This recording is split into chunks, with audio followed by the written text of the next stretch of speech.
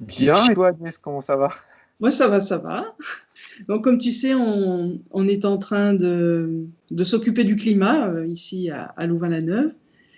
Et bon, toi, tu es déjà venu à Louvain-la-Neuve, donc tu es un habitué du lieu et, euh, et un habitué aussi de nos événements. Et donc, cette année, on focalise notre attention sur finalement un des gros dangers qui va se préciser, c'est-à-dire les changements du climat. Ouais. Et toi, je sais que tu es très sensible au sujet. Donc toi, pour te présenter, tu es cinéaste, Oui, réalisateur de documentaires essentiellement, et tu es un personnage très engagé en tant que citoyen dans dans ce domaine du climat, puisque tu es un grand cycliste. Alors, ce qui m'intéresse, c'est que tu me dises comment tu vois les choses, toi. C'est quoi pour toi le changement climatique? Quel est le danger? bah, je vais être extrême, hein. Pour moi, le réchauffement climatique, c'est le retour à la barbarie. C'est l'épuisement des ressources, c'est l'amenuisement des rendements agricoles, la faim. Moi, je vis dans un quartier qui est très sympa et où tout le monde vit très bien. Il y a des jardins ouvriers à côté. Et ça n'empêche pas que de temps en temps, eh ben, il y a des jardiniers qui se font voler quelques fruits et légumes, alors que personne n'a faim. Le jour, enfin, quand on va commencer à s'apercevoir que les agrosystèmes, les écosystèmes agricoles, ils produisent plus autant, qu'il y a des ravageurs qui arrivent et qui, en quelques semaines, détruisent complètement des cultures, qu'on va connaître à nouveau la faim, qu'est-ce qui va se passer?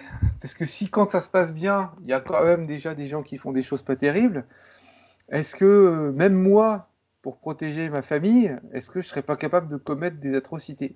Je suis un peu extrême, mais j'ai peur du retour de la barbarie. C'est ça qui me fait le plus peur en fait. Ah oui.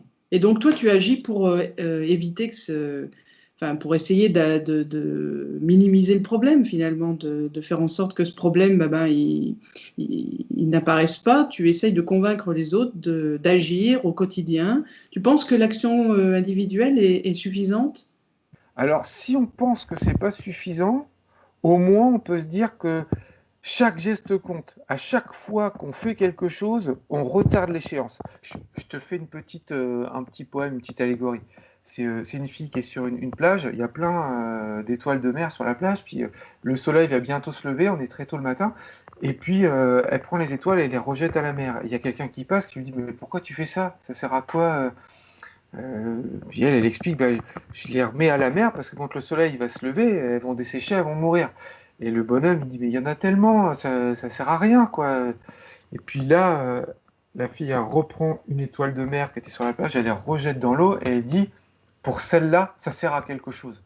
Donc chaque geste compte, au moins on retarde l'échéance. Je pense que si on commence pas, si on s'y met pas, si on attend que ce soit les autres ou autre chose, là c'est fini. Si on s'engage, au moins, on offre la possibilité que les choses aillent mieux, quoi. Très bien. Toi, tu t'engages doublement, j'allais dire. Tu t'engages dans ton quotidien parce que tu es un cycliste. Hein, toi, je crois que tu milites beaucoup pour l'usage du vélo. Ouais, le vélo au quotidien, ouais. Et puis alors, tu t'engages aussi parce que tu es un cinéaste, comme je le disais au tout début, et tu fais des reportages sur la question climatique. Je crois que tout récemment, tu en as fait un qui, j'ai oublié son nom, je ne sais plus comment il s'appelle, tiens. C'est parce que tu n'es pas Eulas- normande, tu peux pas savoir. Eulas- Ça s'appelle Eulah, ça chauffe. Parce qu'en normand, Eulah, c'est une onomatopée qu'on prononce tous naturellement. Et on se reconnaît entre nous quand il y en a un qui, quelque part, à l'autre bout du monde, sort Eulah, on fait ah, un normand. Donc ça s'appelle Eulah, ça chauffe. Voilà, donc tu es normand, tu viens de l'avouer. Et tu as fait un reportage sur le changement climatique en Normandie. Ouais, du Euh, local. Ouais. Parce que moi, j'aimerais bien avoir des confrères qui fassent un documentaire sur le réchauffement climatique dans leur région, partout, partout dans le monde. Parce que ça semble toujours loin, le réchauffement climatique. C'est les autres, c'est plus tard, c'est les déserts qui avancent, les glaciers qui reculent. Mais en Normandie, des glaciers et des déserts, il n'y en a pas beaucoup. Du coup, on se sent moins concerné. En faisant un film où on montre que le réchauffement climatique il a déjà des impacts, que ça va avoir des impacts encore plus importants, et puis que en plus, localement, on peut contrer ces effets-là, je pense que c'est un moyen d'inciter à s'engager. Tu vois, je pense qu'il y a plusieurs niveaux d'engagement. Il y a le niveau individuel, il y a le niveau associatif, collectif, puis après, au-dessus, il y a le niveau politique. Moi, j'essaie de remplir toutes ces cases-là. J'agis sur mon quotidien. Comme tu le disais, je me déplace beaucoup à vélo. Ouais, j'ai l'impression, ça compte pour moi le vélo. On pourra en parler plus après. Mais j'ai dédié mon métier aussi à ça. Bon, j'ai eu la chance de pouvoir le faire. Et puis je vote, et puis je consomme. Enfin, j'essaie d'être sur tous les plans. Et j'ai l'impression qu'en faisant ça, ça va paraître débile, mais ça donne un sens à ma vie, tu vois. Aujourd'hui, notre vie, c'est on clique sur des boutons, on appuie. Enfin, on peut être devant son ordinateur. Finalement, le confinement, ça change pas grand-chose parce qu'on passe notre journée à cliquer, tout ça. Mais j'ai l'impression que en agissant pour l'environnement, c'est comme si j'étais un super-héros, tu vois, je me donne une mission, tu vois, essayer de sauver la Terre. Ça me donne du sens à ma vie et ça me rend heureux en fait. Ouais, en t'imaginant en super-héros sur ton vélo, c'est vrai que ça, ça fait sourire. Bah, Et d'ailleurs, c'est le thème de mon futur documentaire que je suis en train de préparer là. Ça s'appelle Les Gardiens du climat, où en fait j'interviewe une douzaine de gens qui font des choses contre le réchauffement climatique, que ce soit un maraîcher bio, un gars qui a monté une filière de recyclage textile, enfin tout plein de choses. Euh, et je montre que ce sont des super-héros parce que eux, ils sauvent la planète.